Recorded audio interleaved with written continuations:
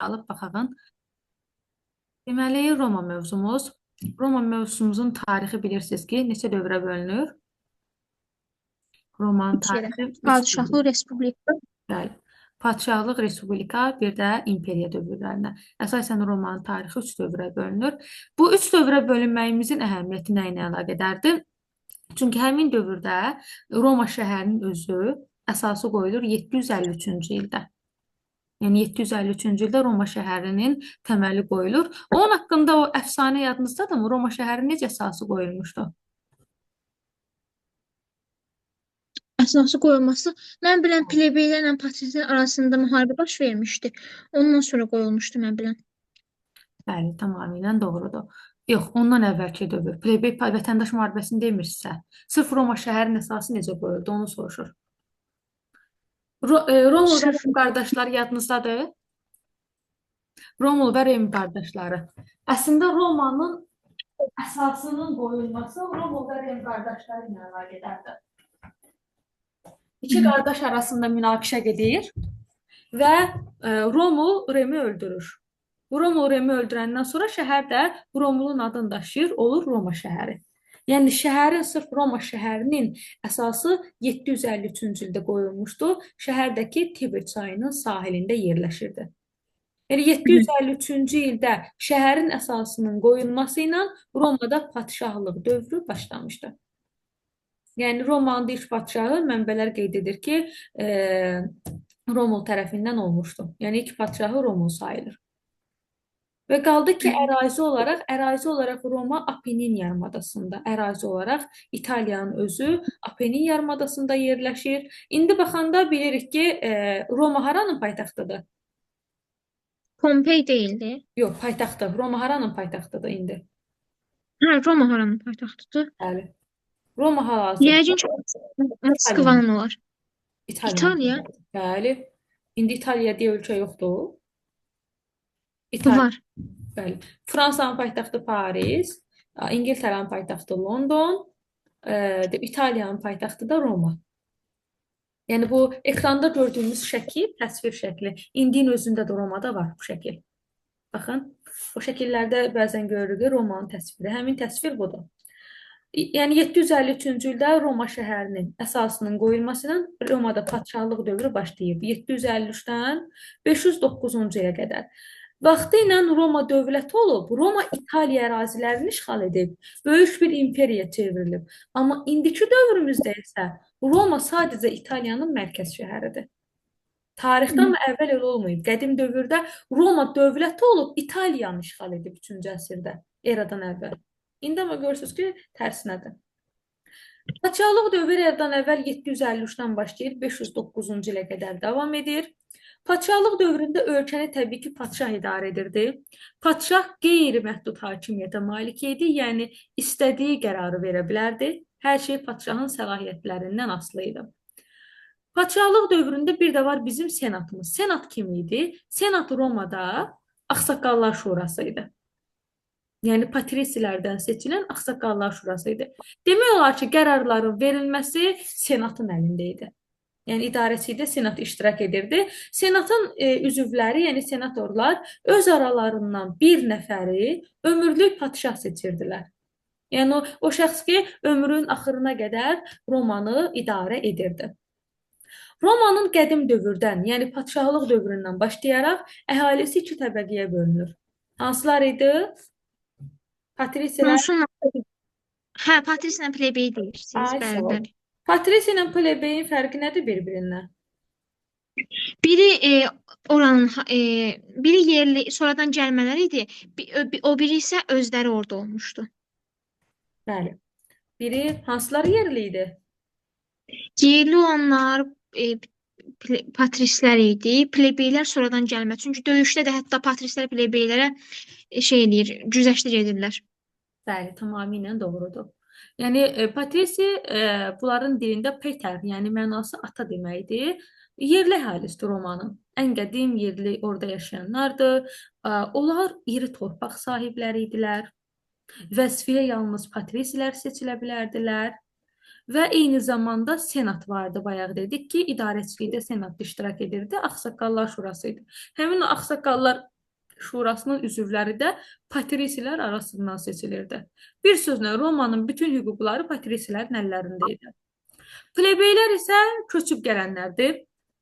Plebeylər, yəni hər hansı bir ciddi hüquqları yox idi onların. Yalnız orduda xidmət edirdilər.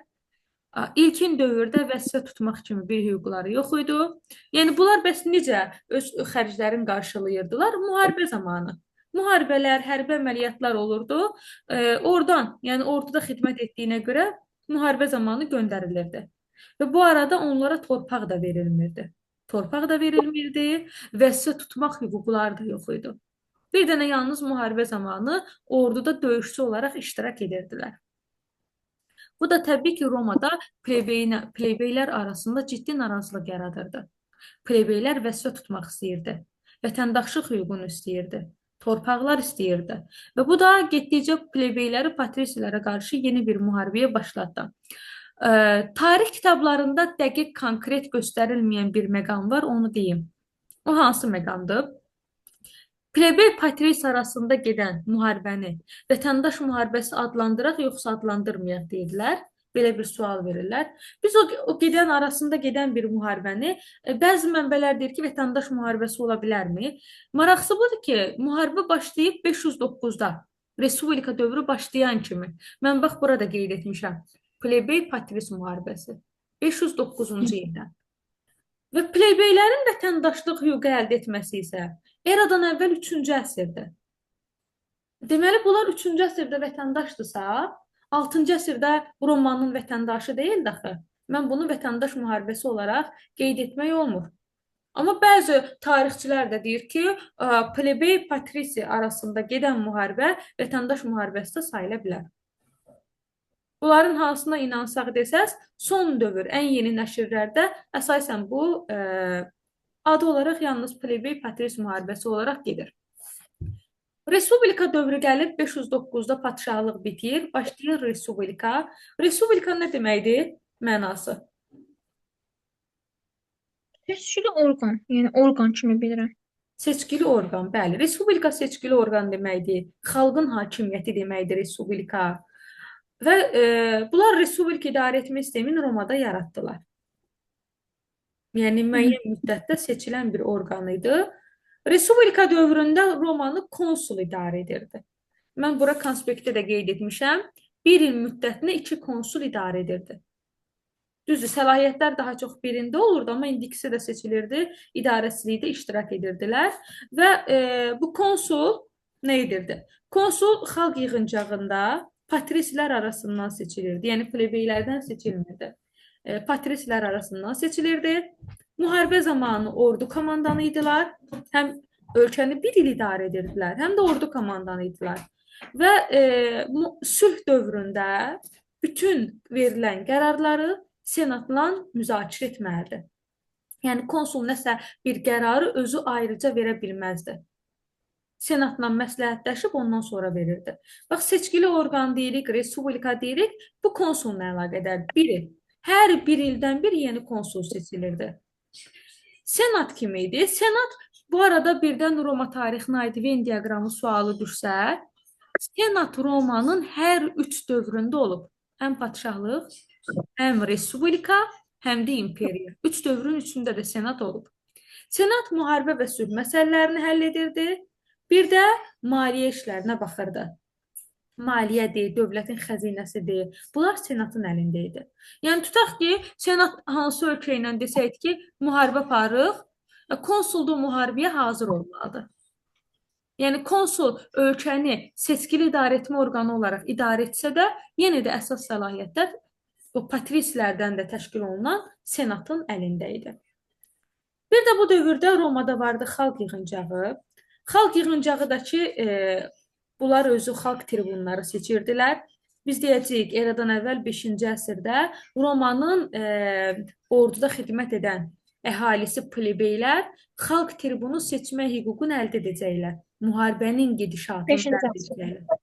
5-ci yüzillikdə, sağ ol. əldə edəcəklər. Yəni Romada əslində bu dövrü biz Zadəgan Respublikası deyə bilərik. Bu o qədər də nə bilim qanunlarla idarə olunan bir respublika deyildi. Əsasən necə ki Yunanıstanda olub aristokratlar. Onlara nə deyirdilər? Yaxşıların hakimiyyəti. Romada da Respublika Zadəgan Respublikası adlanırdı. Roma tarixində başladı 509-dan eradan əvvəl. Mən burada qeyd etmişəm. 265-ə qədər plebey patris müharibəsi. Yəni plebeylər güzəştlər tələb edirdilər patrisilərdən. Aralarında müharibə başlandı. Bu müharibənin gedişatında biz deyə bilmərik müharibə bitəndən sonra. Müharibənin gedişatında plebeylər eradan əvvəl 5-ci yüzillikdə xalq tribunu seçə bilərdilər. Xalq tribunu kim idi? Plebeylərin hüquqlarını müdafiə edirdi. Yəni plebeylərə qarşı verilən qərarlarda plebeyləri müdafiə edib qoruyurdu. Bu xalq tribunu deməkdir. Təbii ki, Roma qayda qanununa görə xalq tribunun öldürmək ən ağır cinayət sayılırdı. Mən bura konspektdə də qeyd etmişəm. Xalq tribunun öldürmək Roma tarixində ən ağır cinayət sayılırdı. Kitabda da yazılıb. Bəli, kitabda da o qeyd olunmuşdu. Amma halbuki Tiber Qraxla Qay Qrax qardaşları vardı. Onları da öldürmüşdülər. Yəni verilən qayda qanunu yerinə yetirməmişdilər.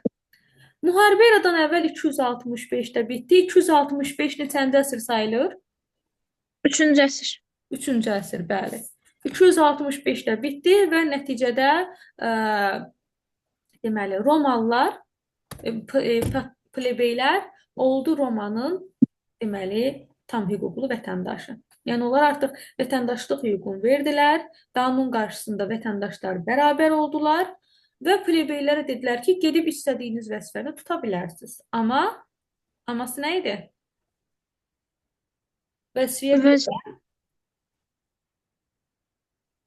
Vəzifəyə görə əmək haqqı vermirdilər. Yəni plebey dedilər ki, get hansı vəzifəni istəyirsən tut.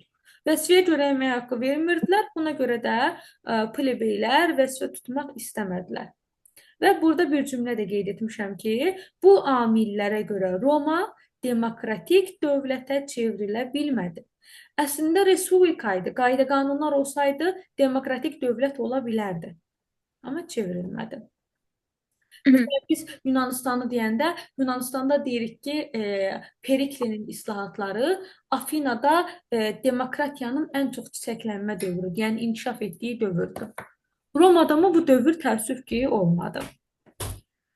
Deməli, bir də burada Roma tarixinə aid var 12 lövhə qanunları. 12 lövhə qanunları eradan əvvəl 5-ci əsrin ortalarında hazırlanan qanunlardır. Roma hüququn bunun əsasında, yəni qorunub saxlanılır, müdafiə olunduğu qanunlardır. Roma tarixinə aid. Romada ordu, qoşunlar legion adlanırdı. Mənbələr qeyd edir ki, orduda 4500 nəfərdən çox nizami qoşunlar olurdu. Yəni, döyüşçülərin sayıdır. Və bunu da qeyd edim ki, qəbul imtahanına Yunanistan və Romadan bir sual düşür. Yunanistan. Bəli, Yunanistan və Romadan bir sual düşür. Ümumiyyətlə, ümumi tarixdən, qədim dövrdən 2 dənə sual qəbul imtahanına düşür. 2 sual deyəndə nəyi nəzərdə tuturam? Sualın biri Yunanistan və Romaya aiddir. Ya Yunanistandan düşəcək, ya da Romadan. Ya da ki, bunların oxşarlığından da düşə bilər. Hər ikisinə aid oxşar sual. Sualın biri də Misir, Mesopotamiya, Asiya Hun dövləti, Çin, Hindistan. Bu mövzulardan da bir sual qəbul imtahanına gəlib düşür. Romanın ən çox müharibələr apardığı dövr respublika dövrüdür. Ən çox, yəni işğalçı müharibələr. Biri, məsələn, deyə bilərik, Pun müharibələri, elə plebey patrisi müharibəsi, onlar da respublika dövrüdür. Başqa ölkələrin apardığı Pun müharibəsini deyə bilərik. Pun müharibəsini burada mən qeyd etmişəm, konspektdə, kitabınızda da var. Eradan əvvəl 264, eradan əvvəl 146-cı illərdə. Pun müharibəsi nə deməkdir? Əslində bu Roma-Karfagen müharibəsidir. Karfagen də Afrikanın şimalında yerləşən dövlətdir. Birazdan testimizdə eləyəndə xəritədən də onu qeyd edəcəm. Xəritə suallarına baxacağıq. Yəni Karfagen Afrikanın şimalında yerləşən dövlətdir. Aralarında müharibə olur və bu müharibədə deməli Romalılar Karfageni Pun adlandırdığına görə mənbələrdə bu müharibə gedir Pun müharibəsi. Yəni Karfagen dövlətinə Romalılar Pun deyirdi. Müharibə də ona görə tarixə düşüb Pun müharibəsi. Bu müharibənin gedişatında mərhələlər olur. Əvvəl köhnə kitablarda yazırdılar. Birinci, ikinci Pun müharibəsinin gedişatında olan döyüşlər. Onları artıq çıxartdılar proqramdan. Çoxdandan da çıxarıblar. Müharibədə əsas məqsəd Aralıq dənizinin qərbində hökmranlıq etmək idi. Və müharibədə Karfagen məğlub oldu, Roma qalib gəldi və Roma Aralıq dənizinin qərb sahillərində idarəçiliyi ələ keçirdi. Yəni hakimiyyəti ələ keçirdi.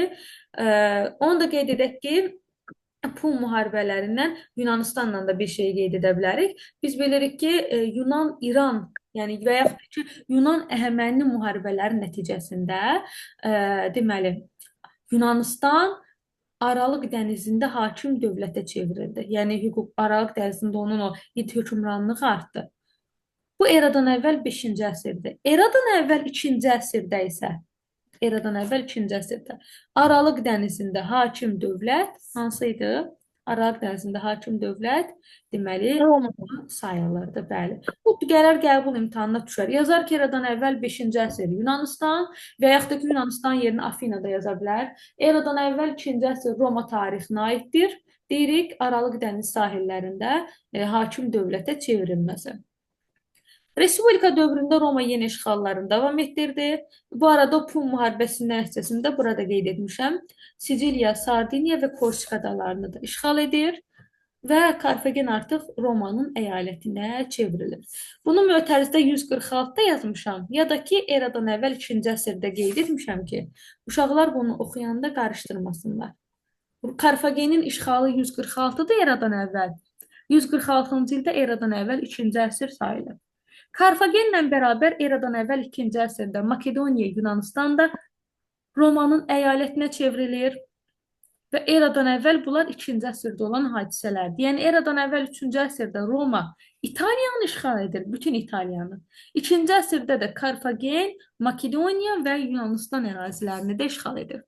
Romada qulları necə adlandırırdılar?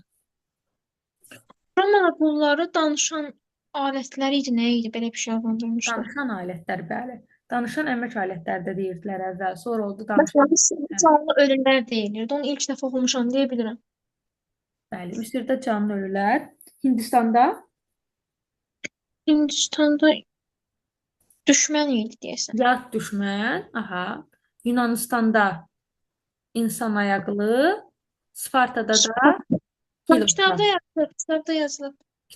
Spartada hilotlar. Əslində Sparta da Yunan şəhər dövləti idi. Onda da insan ayaqlı adlandırılmalıdır. Amma Sparta fərqlənirdi axı. Sparta hərbi dövlət olduğuna görə fərqlənirdi. Və Spartada qulları hilotlar olaraq adlandırılırdı. Romada artıq bu arada Romada özündə də qul bazarı olub. Egey dənizində yerləşən Delos adası Romadakı ən böyük qul bazarlarından biri idi. Yəni orada yerləşirdi. Deməli, o dövrdə Yunanistanda da olub, Romada da olub qul bazarları. Və həmin Romada qulların bu qədər çox olmasının səbəbi odur ki, Respublika dövründə Roma çoxlu müharibələr aparırdı. Və müharibə nəticəsində tabe edilmiş ərazilərin əhalisinin əksəriyyəti qula çevrilirdi.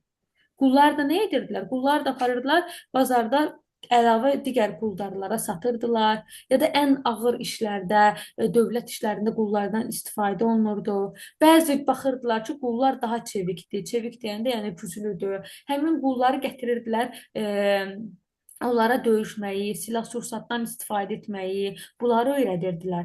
Və arenalarda amfiteatrların özündə olsun, amfiteatrlar düzəldilirdi. Orada amfiteatrın mərkəzi arena sayılır da, mərkəz döyüş meydanı. Orada qullar bir-biri ilə döyüşdürülürdü.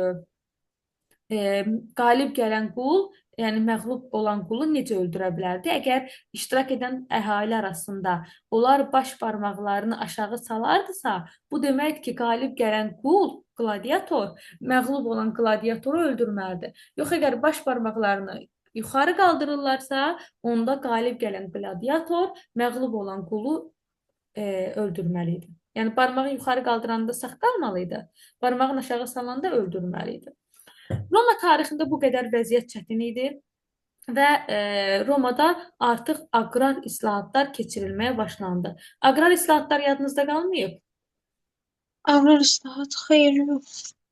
Roma tarixində eradan əvvəl 133-də Tiber qıraq, 123-də də qardaşı Qay qıraq. Qardaş, hə, yadıma düşdü, qardaşlar idi. Bəli. 2 dənə qardaş. Bəli, bunlar islahat keçirir və islahat nəticəsində məsələn Tiber qıraq deyirdi ki, burada yazmışam, varlı Romalıların istifadə etdiyi torpaqlara məhdudiyyət qoyulsun.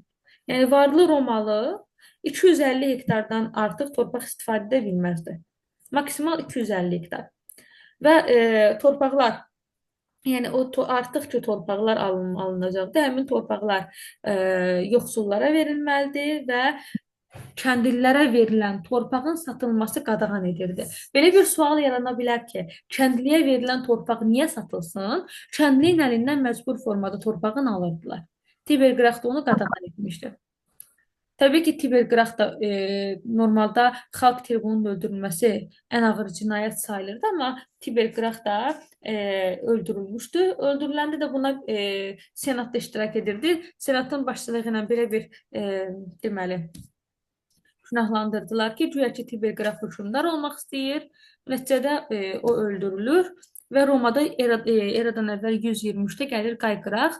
123-də Qay qıraq daha doğrusu islahatda keçirir. İslahat odur ki, o Tiber qıraqın islahatlarını davam etdirmişdi. Kəndlilərə torpaq paylanması deməli artıq pay torpaqları verilməli idi və yoxsul kəndlilərə dövlət anbarlarından ucuz taxıl da paylanmalı idi. Amma Qay qıraqın da bu islahatı uğurla nəticələnmədi. Həm Tiber qıraq, həm Qay qıraq öldürüldü. Bunlardan sonra kəndlilərə verilən torpaqlar dayandırıldı və kəndlilərə verilən torpağın varlılar tərəfindən satın alması deməli icazə verildi. Yəni varlı bir Romalı gedib kəndi ilə torpağı satın ala bilərdi. Buna icazə verilmişdi. Eyni zamanda Tiber və Qay qıraq qardaşlarının verdiyi islahatlar, tədbirlər də ölkədə qadağan edilmişdi. Yəni qəbul olunmamışdı. Bir də var burada Romanın Respublika dövründə Spartak üsyanı. Spartak qulların başçısıydı. Ay sağ ol. 74-71-ci illərdə qulların başçısıydı Spartak. Özü yəni qladiator məktəbindən, Kapiya şəhərindəki məktəbdən qaçır. Qullarla birlikdə üsyan qaldırır və Roma ordusunun qərargahlarına, Roma ordusunun qurulduğu ərazilərə yürüşlər, hücumlar edir. Eradan əvvəl 74-cü ildə başlayan Spartak üsyanı 71-də başa çatır.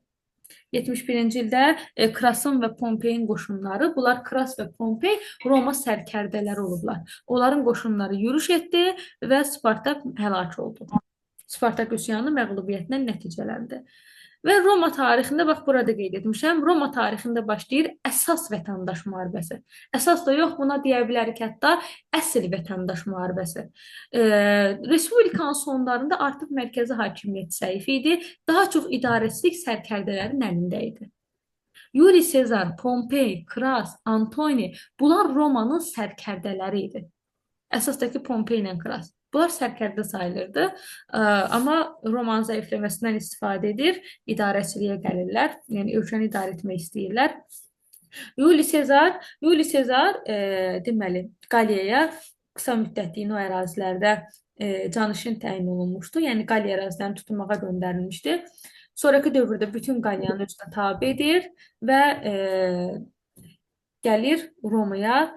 Roma senatda məcbur Yuli Sezarı diktator elan edir. Diktator nə deməkdir?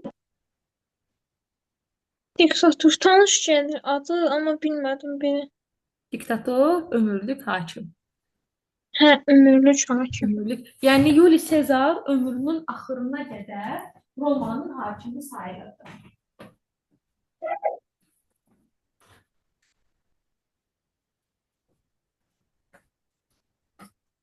Ömrünün axırına qədər Romada imperator, yəni imperator deməkdir, diktator olaraq elan olunmuşdu. Təbii ki, bu da ölkədə deməli respublikaya son qoymaq istəyi. Yuli Sezar istəyirdi ki, respublikanı ləğv eləsin.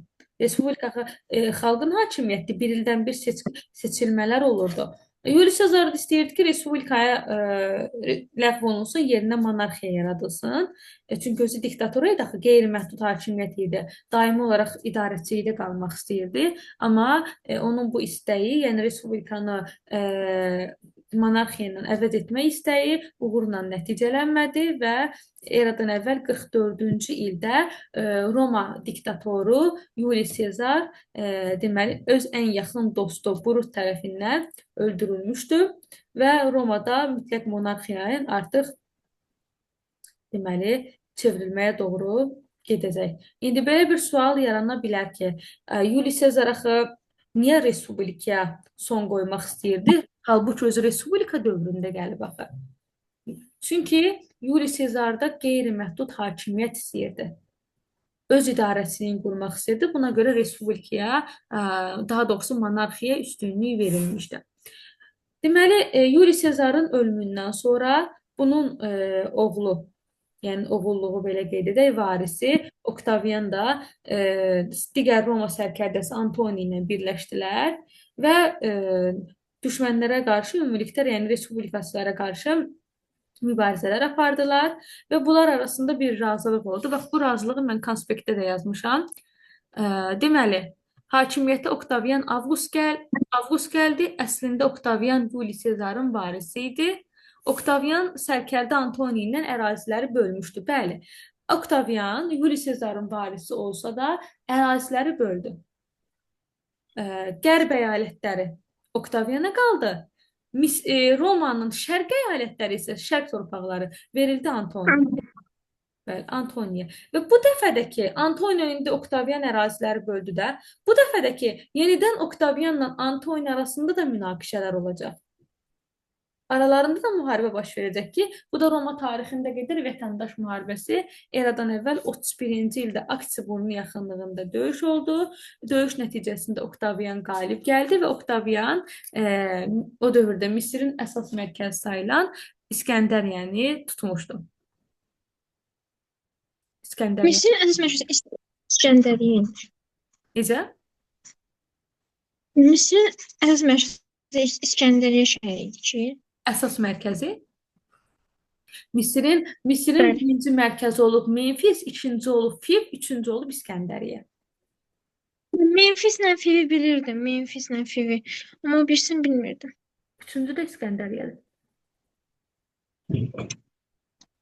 Kitabdan tapmasaq, deyərsiniz yerinə baxıb göndərərəm. Memfislə Fiv birinci mövzuda yazılmışdı, yadıma gəlir. Amma sonrasını oxumamışam bəlkə onu. Çox vaxt aparır bunu oxumaq. Şəxsən mən bir mövzunun üstündə 2-3 saat qalıram oxuyunca. Yəni, davamlı olaraq təkrar etmək yaxşıdır. Davamlı olaraq təkrar edəndə Roma, ümumiyyətlə, Nurgül, Roma olsun, Yunanistan olsun, bu mövzular bir qədər daha çox xırda detalları olan mövzulardır. Diqqət yetirəndə görürsünüz ki, illər çoxdur, hadisə çoxdur. Yəni, bir qədər qəliz mövzulardır. Ona görə əslində normalda abituriyentlərə Roma ilə Yunanistanı çox vaxt bir dərsə keçirlər. Amma bir dərsə keçmək olmaz, çünki dediyim kimi orada əsas faktlar çoxdur. Və eradan əvvəl 30-cu ildə Oktavian gəlir İskəndəriyəni tutur, yəni Misiri tutur. Baxın, kitablarda, testlərdə belə bir sual düşə bilər. Roma neçənci ildə Misiri öz əyaləti elan etdi? Eradan əvvəl 30-cu ildə. 30-cu ildə Misir Romanın əyaləti elan olunmuşdu. Eradan əvvəl 30-cu ildə Misir Romanın əyaləti elan olunmuşdu. Yəni, Romanın Respublika dövründə işğallarından düşsə, qeyd edirik ki, Roma Misiri işğal edib eradan əvvəl 30-cu ildə. Və eradan əvvəl 27-də Oktavian artıq Romada imperiya idarə etmə sistemini başlatdı. Artıq eradan əvvəl 27-dən imperiya başlayır. Oktavian özünə Avqust fəxri adını götürdü. Avqustun mənası müqəddəs deməkdir. Və Oktavian dövründə artıq senatın səlahiyyətlərini məskunlaşdırdı. Yəni birdən testlərə düşsə ki, Roma imperatoru, ilk Roma imperatoru Oktavian Avqust olub. Oktavian Respublika dövründə görüb, imperiya dövründə görüb. Və Oktavian fikirləşdi ki, tarixən Romada neçə illərdir senat davam edir və bütün daxili xarici işlərə senat qarışır. Ona görə imperiya dövründə senatın səlahiyyətləri məhdudlaşdırılmışdı. Oktavian özü hakimiyyət illəri eradan əvvəl 27, eradan əvvəl 14-ə qədərdir. Senatın səlahiyyətlərini məhdudlaşdırandan sonra idarəçilikdə də daxili inzibati idarəetmə islahatları keçirmişdi. Ondan sonra gələn, bu arada Oktavianı Azərbaycan tarixi ilə də əlaqələndirək. Azərbaycan tarixindən Atropatena yadınızdadır? Atropatena bəli 4-cü əsr. Məsələn, Atropatena hökmdarı Artabazın oğlu Ariobarzan 10 il müddətində Romada yaşayıb. Biz keçmişdik bunu. Atropatena Keçmişik bəli. hökmdarı Artabazın oğlu Ariobarzan 10 il Romada yaşayıb və Oktavian Avqustun himayəsində. Ondan sonra Oktavian Avqust ona erməni çarlığı üzərində həmçinin idarəçiliyin də bir hissəsini vermişdi. Onu Artabazdan sonra hökmdar elan edir. Və Oktaviandan sonra əsas Roma hökmdarlarının, imperatorlarından Mark Trayan adını çəkə bilərik. Mark Trayanın yürüşləri gəlib deməli onun siniflərin OTK sınağına düşüb. Onun siniflərin OTK sınağında belə bir sual vardı ki, Oktavianın və Mark Trayanın yürüş edərək tabe etdiyi ərazilər. Oktavian dövründə bilirik ki, Misir tutulmuşdu, Misiri seçirək. Mark Trayan dövründə isə deməli Mesopotamiya torpaqları, onun siniflərin OTK sualıydı. Mesopotamiya torpaqlarını da Mark Trayan ələ keçirmişdi. Dunay çayı sahillərində qələbələr qazanır. Qara dənizlə Adriatik dənizi arasındakı əraziləri tabe edir və bununla bərabər Parfiyanın, həmin dövrdə bilirik ki, Roma Parfiya ilə də mübarizə aparıb Respublika dövründə. İmperiya dövründə də Roma imperatoru Mark Trayan Parfiyanın paytaxtı Ktesfon şəhərini mühasirəyə alır, amma şəhəri tabe edəndən sonra daimi olaraq qala bilmir. Yəni Parfiyanın fəthini başa çatdıra bilmir. Səbəb də odur ki, Mark Trayanın yürüş etdiyi ərazilərdə üsyanlar baş verirdi. Mark Trayan da üsyanlara görə geri dönməyə məcbur idi. Bu da Roma tarixinin imperiya dövrünün əvvəli. İmperiya dövründə qulun öz əməyinə marağı azalmışdı. Yəni padşahlıq dövrü, respublika dövrü, ən çox respublika dövründə Romada qullar olub. Yəni qulun öz əməyinə marağı azalmışdı. Çalışmaq istəmirdi. Çalışmayan qulları o dövrdə öldürürdülər. Yəni bunlar da ki çalışmaq istəmirdi və eradan bizim İranın milad təqviminin 2-ci əsrində Roma imperatoru Adrian qulların öldürülməsini ölkədə qadağan etdi. Ki heç bir hakim təbəqə qulları öldürə bilməz. Romada qullar, biri var qullar, biri var daxmalı qullar, bir də kolonlar var. Bunların fərqi nədir? Onu qeyd edək. Daxmalı qullar azad deyildi, adı üstündə qullar. Aslı idilər, feodaldan aslı idilər. Sadəcə bunlara niyə daxmalı qullar deyirlər? Bunlar özlərində kiçik evlər düzəldə bilərdilər. Torpaq sahələri bunların vardı, əmək alətləri vardı. Yəni özləri istehsalla məşğul ola bilirdilər. İcazə verilmişdi. Buna görə bunlara daxmalı qullar deyirlər. Kolonlar isə kolonlar qul deyildi. Kolonlar azad və icarədar kəndlilər idi. Azad insanlar idi. Amma azad insanlar olsa da qullarla bərabər bunların da vəziyyəti bir qədər yaxşı deyildi.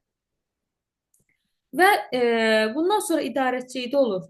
Bizim eranın 4-cü əsrində Roma imperatoru Konstantin 313-cü ildə Milan fərmanı qəbul edərək, bu köhnə kitablarda da əsasən Milan gedirdi. Yeni kitablardan da onun adı nədənsə çıxırlar. Milan fərmanını qəbul etdi və xristianlıq artıq Romada oldu dövlət dini. Xristianlıq oldu ölkədə dövlət dini. Hətta İmperator Konstantin özü ölməmişdən əvvəl də xristian dinini qəbul etmişdi. 330-cu ildə isə İmperator Konstantin paytaxtı köçürür Vizanti şəhərinə. Vizantidə hansıdır? Vizantidə hal-hazırda İstanbul şəhəridir. Əvvəl adı Vizanti olur, sonra adı olur Konstantinopol. Yəni paytaxtı Vizantiyə köçürəndə şəhərin adı öz adından götürür. İmperator Konstantin adına Konstantinopol. Şəhəri ilə. Konstantin Bizansın elə şeydi də, paytaxtı. Bəli. Onun Konstantinopoldan əvvəl adı Vizanti şəhəri olub. Hə, hətta Bizansda belə möhtəşəm nə idi? Bizansda bir dənə ad demişdilər. Şəhərlər ölkəsi.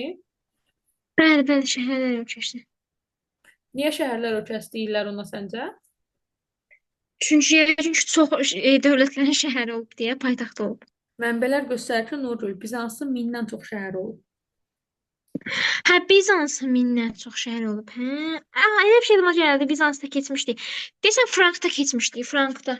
Frankda idi, Bizansda idi. Hansısa bir Ə, Frankda var idi nəsə bir şey.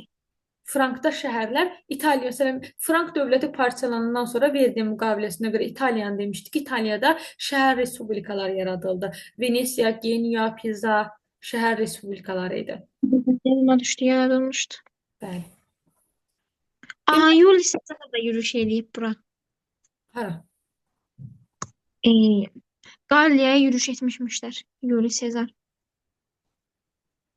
Bəli, Fransa torpaqlarına yürüşlər edib Julius Sezar. Və artıq bizim eranın ilk əsrləri göstərdi ki, qulun əməyinə marağı azdır və quldarlıq ölkədə tənəzzül edir. Necə? E, Bizə indi sabaha Fransa, İngiltərəni vermişsiniz test olaraq işləməyə. Fransanın içində Frank dövlətindən söhbət gedir. Fransanın içərisində Frank dövlətindən söhbət gedir. Bəli. Elə Fransa Frank dövlətin parçalanması nəticəsində yaranmayıb. Bilmirəm, sadəcə soruşdum. Çünki test işləyəndə hər ikisini də oxuyum. Ona görə deyirdim. Yadınızda da biz Frankı keçəndə, yox, sizlərlə deyildi. Mən sizə hansı mövzunu vermişəm?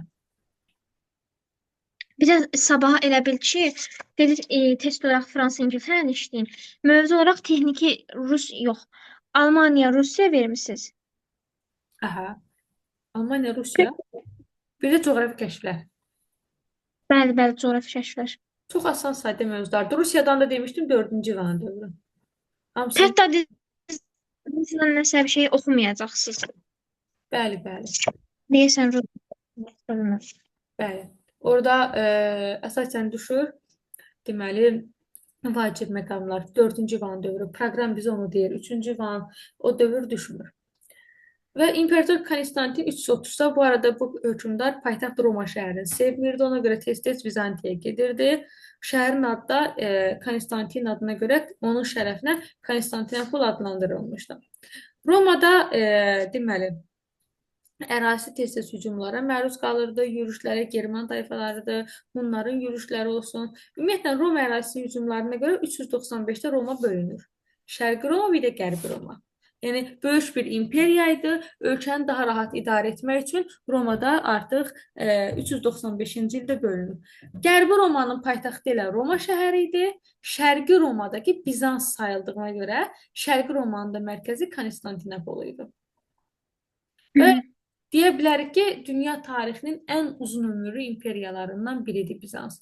395-də yarandı, 1453-cü ildə süqut etdi. Neçə il? Yadıma düşdü.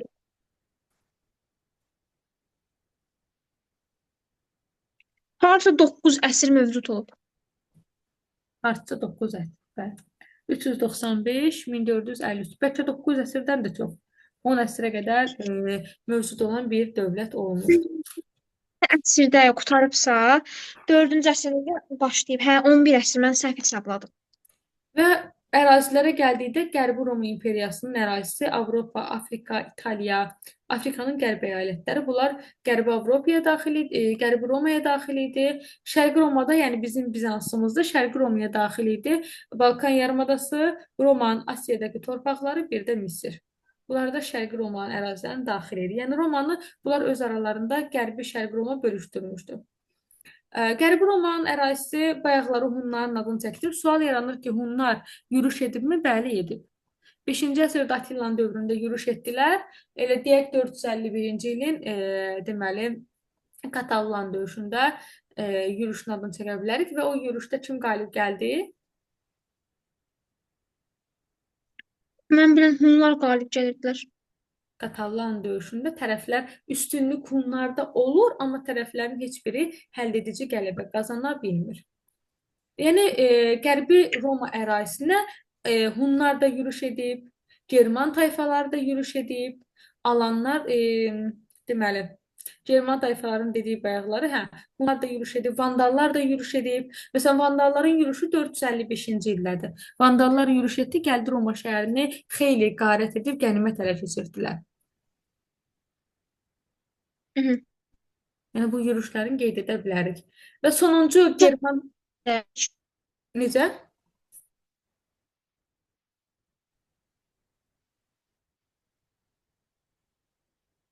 Vandallar kimlərdir ki? Vandallar necə? Vandallar kimlər idi? Nurgül səsiniz getdi. Vandallar kimlər idi? Bəli. Vandallar Afrikanın şimalında yaşayan xalq. Afrikanın şimal ərazilərində yaşayırdılar.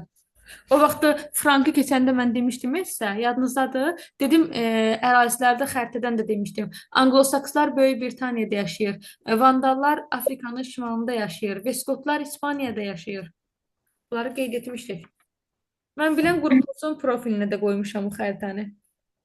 Qoymuşsunuz, bəli, nəsə qoymuşdunuz. Bax orada Vandal krallığının adları görüb qeyd olunsa orada var. Olmasa şəklini çəkib göndərək. Bəli, var. Ostkos krallığı, Vandal krallığı var. Burqundiya krallığı.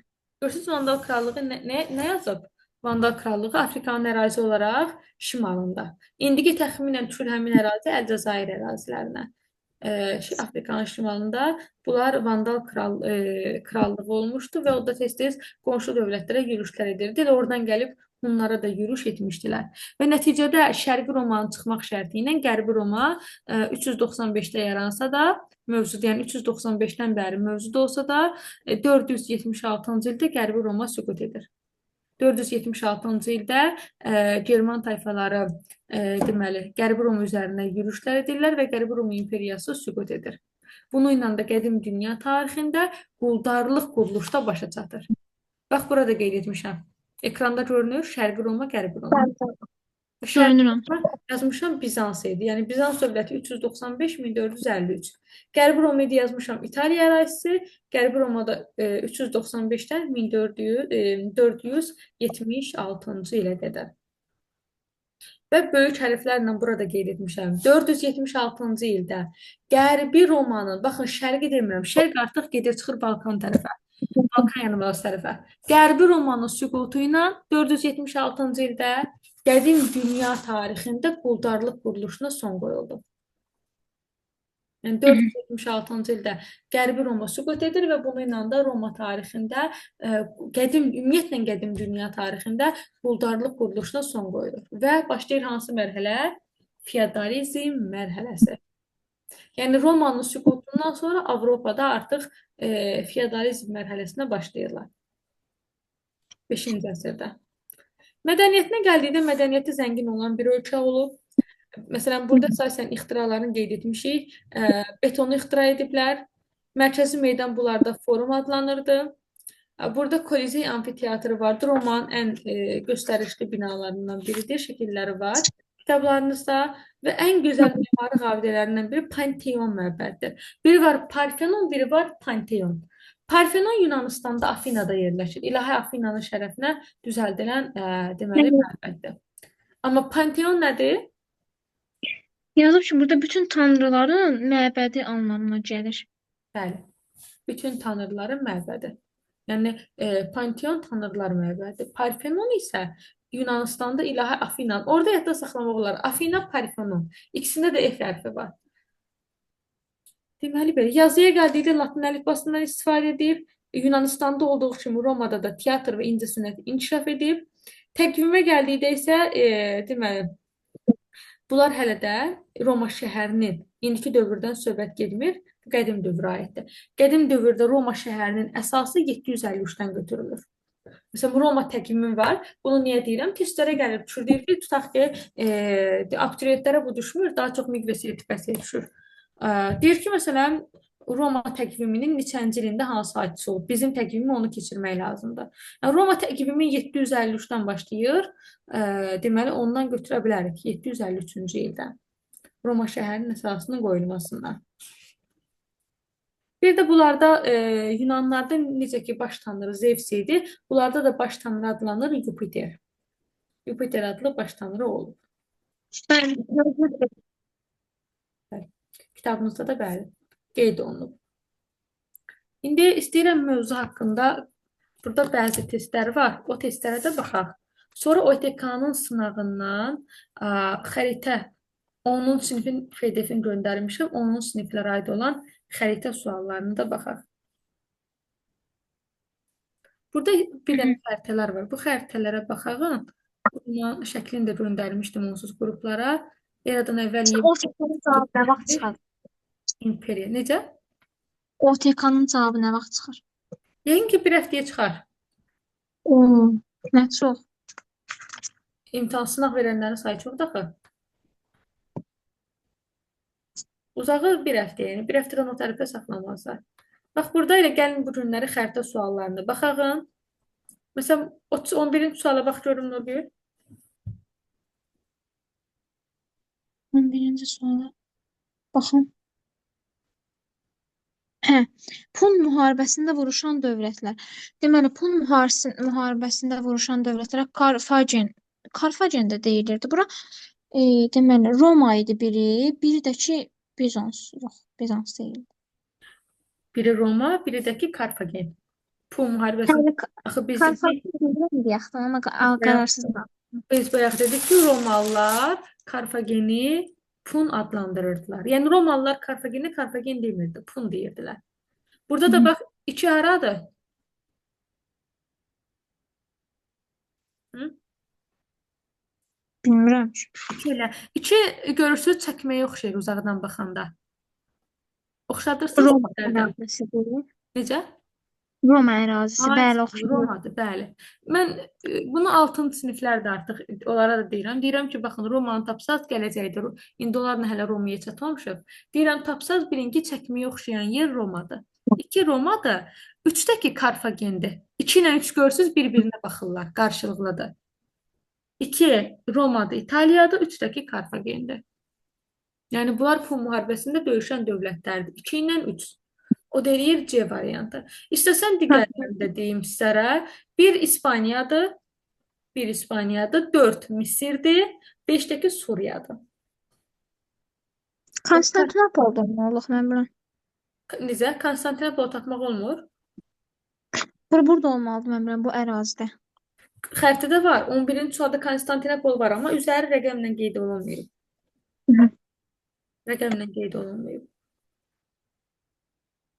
Məsələn, 12-ci sual. Deyir, Pun müharibələrinin nəticəsində Romanın əyaləti elan olunan ərazi. Romanın əyaləti hansı oldu Pun müharibəsinin nəticəsində? Deməli, əyalətə Karfageni deyirəm mən bilmirəm. Karfagen. Bəli, Karfagen hansı oldu xəritədə? Bayaq demişdik, deməli 3 olacaq. 3. Ay, sağ ol. Doğrudur. Kitabda var ya şəkli, bu olmalı, baxım tapacam. Hə, var, Roma yazılıb, amma Karfagen 3-dədir aşağıda. Bəli. Bəli. Deməli, istəyəsən bir qədər çox uzaqda oldu. Hə, yox, düşür üç ərazisi.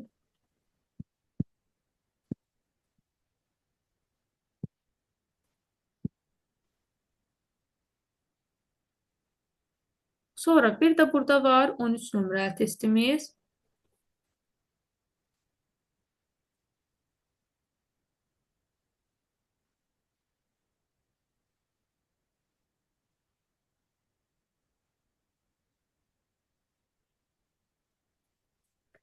Deyir, eradan əvvəl 30-cu ildə Romanın əyalətinə çevrilən yer Misir.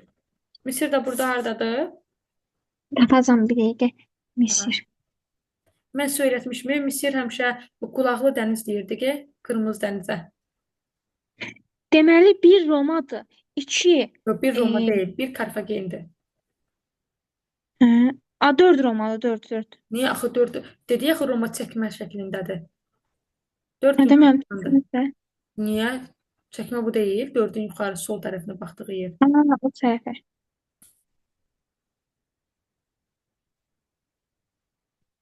Misir onda Romadan. Misir Romadan yuxarıda deyil. Romadan aşağıdadır. 3. Doğrudur. 3 görünmür burada Misir olduğu. Mən bilmirəm şey. 3-ün yanındakı qara nöqtədə nazik xətt var, görürsüz? Bəli, bəli, görsənir Bu indi. nazik xətt 3-ün arxasında olan nazik xətt Nil çayıdır. Aralıq dənizinə tökülür. Aa, Nil çayı bilirəm, uzun şey. Onun da yanında o xəritədən o qara 2 dənə qara xətt kimi görsən, o da Qırmızı dənizdir. Hı -hı. Qırmızı dəniz. Bir dənə də buradan Mən cavab çıxıb deyəsən OTK-nın. indi bugün çıxır. Çünki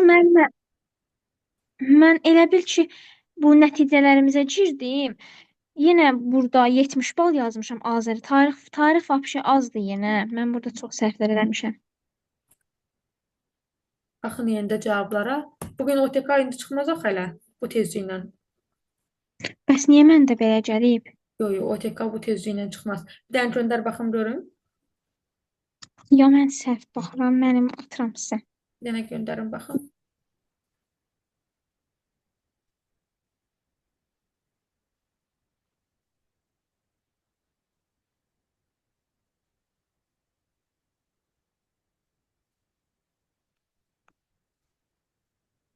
Dünən vermişik əslində. Bu qədər tez çıxması mənə də qəribə gəldi. Tarixdən 11 dənə düz yazmışam. Baxın göndər görüm. Bu niyə gəlmir? Gəlmir. İş nömrənizi düz yazırsınız. Müəllim, iş nömrəsi falan yazmamışam əslində mən. Bu dünən sınav vermişik. O kitabça məndədir. Kitabçanın üstündə nəticələrimiz yazılıb. Nəticələrimizə girdim. Bir dənə Belə bir baxın. şey. Göndərin baxın. Asmışam. Baxmısınız. Gəlmir. Bir dəqiqə. Hemen BC. Doğru cavab. Düz yazmışam bunu. Bunu səhv yazmışam. Bunu bilmirdim. Kaş bilsəydim. dəqiqə baxaq görək. Nurgül Məmmədova.